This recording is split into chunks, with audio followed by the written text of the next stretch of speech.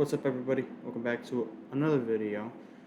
This video is Germany could not win World War II Part 2.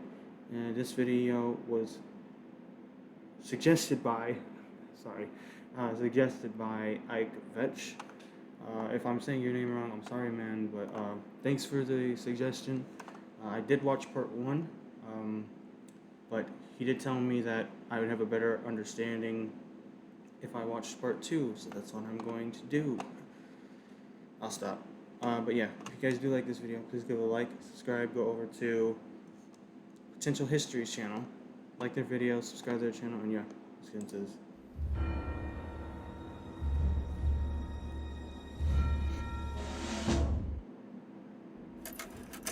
Excellent work with the German Miss Powell.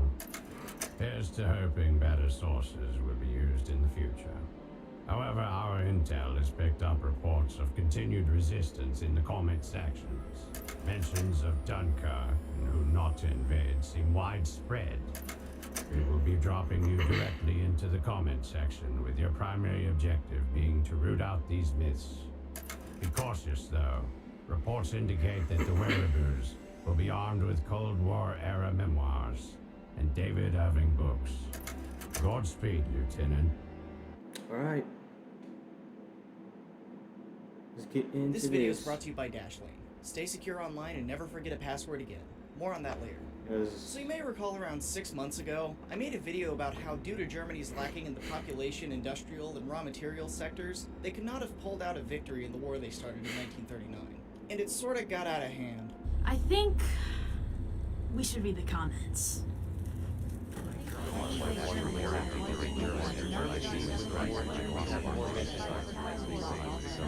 The other day, as I was reading the comment section there, I found that, along with some people agreeing with me, there were a lot of dissenting opinions of yet more ways that people thought the final victory could be achieved, and I am here today to respond to them, and also probably clear up what I meant at the end of the last video talking about limited use of alternative history. Here are a few more ways Germany could not have won World War II.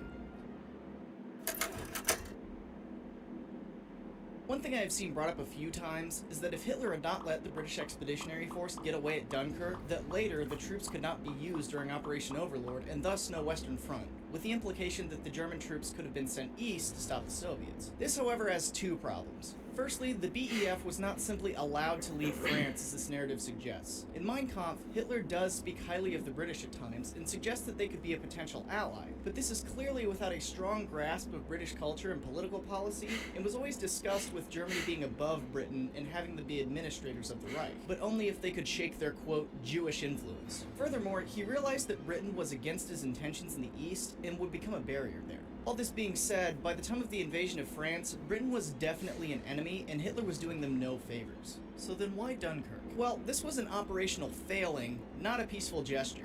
On May 15, 1940, the Germans broke through the French 2nd and 9th armies and steamed ahead night and day, thanks in part to some tablet boys, towards the coast. Although these gains were good for the Germans, the mechanized forces were quickly running out of supplies and were leaving their flanks exposed, which opened them to being cut off, the result of which could cause ruin for the German plans. It is at this point a nervous Hitler, being counseled by Generals von Kluge and von Rundstedt, gave a halt order to secure the flanks and allow the exhausted panzer divisions to refit. Check out this video by Mark Gurges for more. Upon the halt, our favorite drug-addled flyboy Goering promised the Luftwaffe could destroy the British at Dunkirk, and although he failed, I would hardly call the actions of the Luftwaffe just letting the British go. With thousands being killed, over 200 ships being sunk, over 100 planes shot down, and the loss of all the BEF's equipment, Hitler even realized that the halt was an error and resumed the attack while the evacuation was underway, and it was only successful due to the brave French soldiers that held out until it was complete.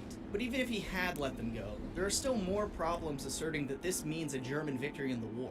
Britain had to rearm all the soldiers evacuated, which is a huge loss and took some time. This force, when returned to England, was not in any way ready to turn around and invade France, although the troop reserves were good to have if Germany decided to invade, but they were not in fighting condition for a long time. But most importantly, Britain is not the only nation.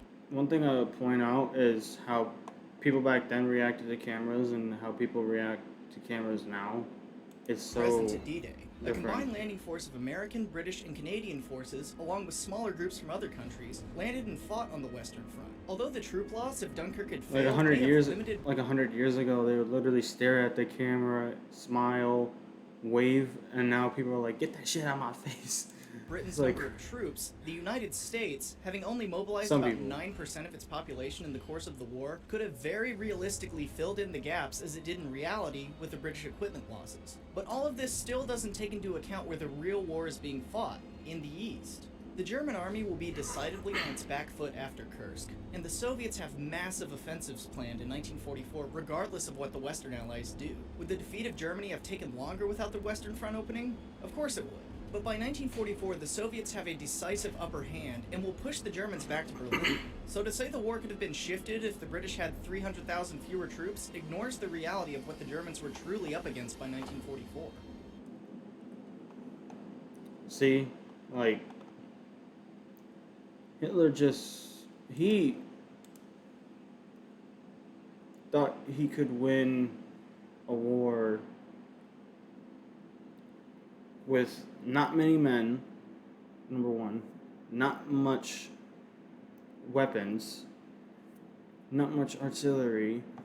Like, you're starting wars with different countries, which some actually have a lot more men, a lot more weapons, a lot more artillery,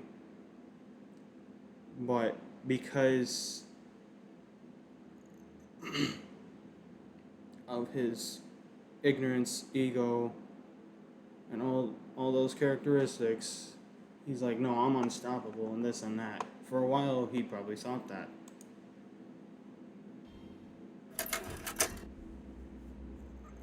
This is another one I saw a lot.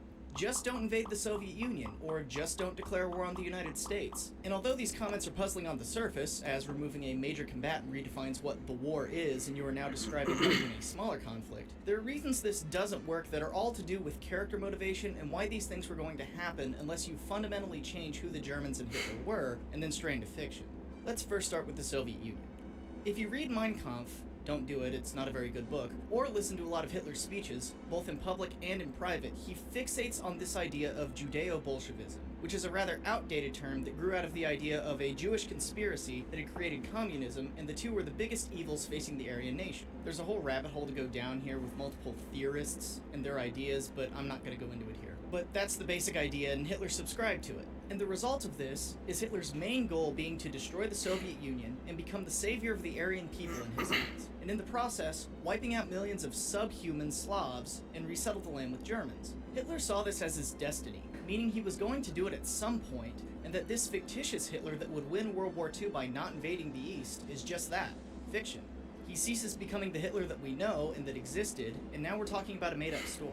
Now, as to why the Soviet Union was invaded when it was, comes down to two things: resources and, frankly, paranoia. Germany, as I outlined in my previous video on this, spent a lot of the war with fairly limited oil resources, and knew that it couldn't support this attack any later than June of '41, with all the fuel that the battle over Britain was consuming. And even the trade with the Soviet Union would not make up for this deficit. So the High Command felt they had to go in when they did, before the army would not be able to move as they needed to finish the campaign by September, the time in which the High Command figured the Soviet Union would collapse in on itself under the weight of the German attack. And I'll point you to David Stahill again for more information on that. The other aspect was, as I said, paranoia. I've often seen this assertion stated in a different way of, don't break the alliance with the Soviet Union, although I wouldn't even frame the German-Soviet non-aggression pact as an alliance in the way you think of with the Axis and Allies. The treaty was much more in the vein of, you don't get in our way, we won't get in your way, let's trade some stuff. And it was very uneasy at many points before and during its existence, becoming most volatile during combat between German and Soviet soldiers during the Poland campaign,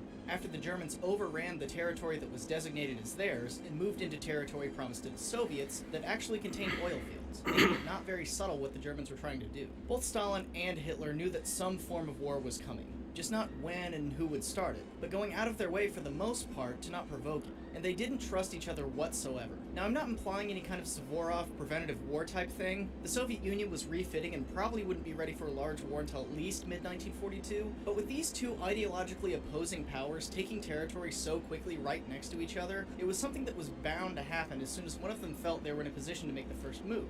By 1941, the Germans felt they were, and they took the opportunity. For more on this, and the German-Soviet clashings in Poland, I'll point you towards Stephen Kotkin's second book in his Stalin series, or this video of him talking about it. The declaration of war on the US is a bit more tricky, especially given that Hitler was aware of the industrial capacity of the nation. However, he saw the US as very internally focused and figured that it would take them much longer to mobilize than it did. Hitler always planned for war with the United States, as outlined in his second book, written but not published, in 1928, but wanted to put it off until he was ready, often skipping on details about how it would be done. He began to assume that, due to some anti-German sentiments from Roosevelt, the Americans would declare war in 1942, coming to the aid of the Allies like they did in World War I. Piggybacking off the previous statements about the Soviets, he figured he could end the war in the East and turn and fight the West.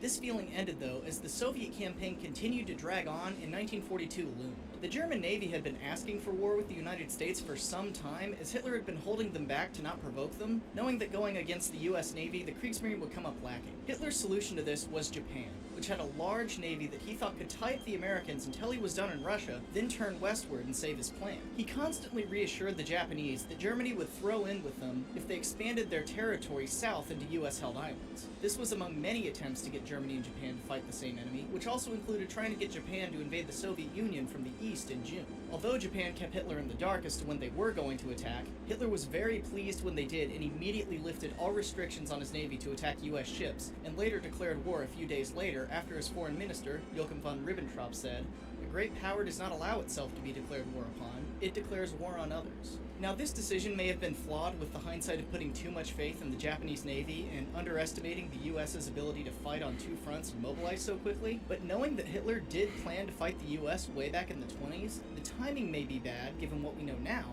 but it was not something that he was just not going to do, in the same way he was not going to just opt out of invading the Soviet Union.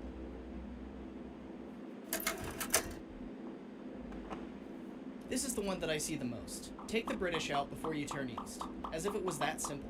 The Germans tried this, first by attempting to bomb the British into submission, which didn't work, and second by planning the invasion of the British home island in an operation named Sea Lion. This was going to be the amphibious assault that would take Britain out of the war, and plans were drawn up and early preparations were made. But before going through with it, the Germans themselves realized this wasn't going to work and canceled it. The short answer for why... Bro, this one is a lot better on explaining than the first one.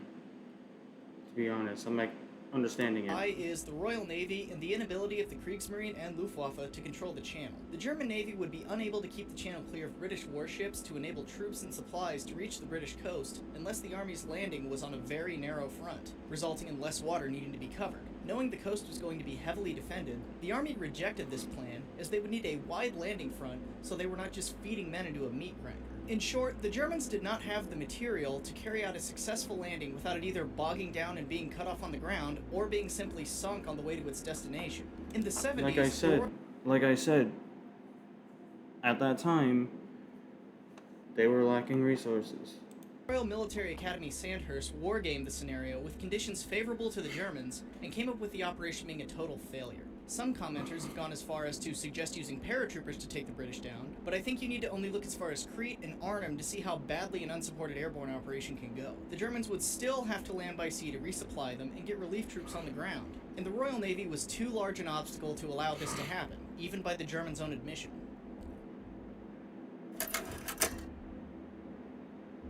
One particular comment out of all of them really stood out to me. It began with, "If the Nazis weren't Nazis, they would have won." And I think this really speaks to the core of my point. Alternative history is fun. It makes I want to read that comment. And I think this really speaks... If the Nazis weren't Nazis, they would have won, mainly because of two decisions: killing Jewish physicists and not accepting Ukraine's ally proposal and slaughtering all of them all instead. They would have developed the atomic bomb much quicker, and tech would have been found faster.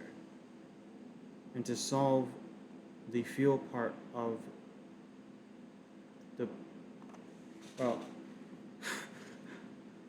the fuel part of they wouldn't have slaughtered the Ukrainians. So basically, if they had allied with Ukraine and not killed any Jewish people, they would have won. Like I said in the last video. It's just all like... speaks to the core of my point. Alternative history is fun. It makes for good Hoi 4 games. But when really talking about it seriously, it's really hard to come by any academic conclusions outside of a few days of speculation, because you begin building assumption on assumption on assumption, and before you know it, you have changed the motivations and decision-making patterns of everybody you're talking about, and you are then just writing fan fiction. This is your brain. This is your brain on Alternative history. Would Germany have won World War II if the Nazis weren't in power? Maybe. But it's also equally likely they wouldn't have started the war, or joined the Allies, or anything else. If there's no basis in reality to do with the people you are talking about in your assumption, what's the point? Germany decided to start a war that within a little over 2 years would see them taking on 3 superpowers at once, with the resources of most of the world behind them. Add in strategic mistakes and intelligence failures, it paints a very grim picture from the start, regardless of decisions made after the fact. Speaking of intelligence failures, don't let your private information go the way of the German armies. There are plenty of Alan Turings out there looking for information and private data that do not have the same honor and duty to country. Alright, well, this is the end of the video. Yeah, this one was a lot more interesting. This one actually got in depth on why they didn't win and how they could not win. Yeah, but like I said in the last video, for me, the reason I think they lost is, number one, they were starting wars with countries that were a lot stronger than them, countries that had a lot more resources, a lot more weapons, a lot more ammo, a lot more artillery than them, and it just got too much for them. If they had stayed out of the war, then none of this would have ever happened, but no. One man with his racist ideologies along and manipulating others to think the same way as him, unless they already thought the same way as him. Because racism was very big, very prominent in those times. Racism still is a thing to this day, but I don't know if it's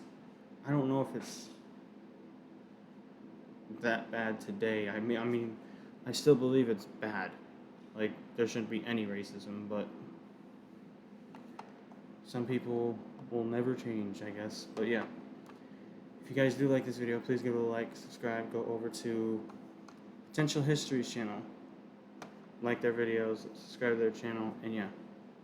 See you in the next one. Deuces.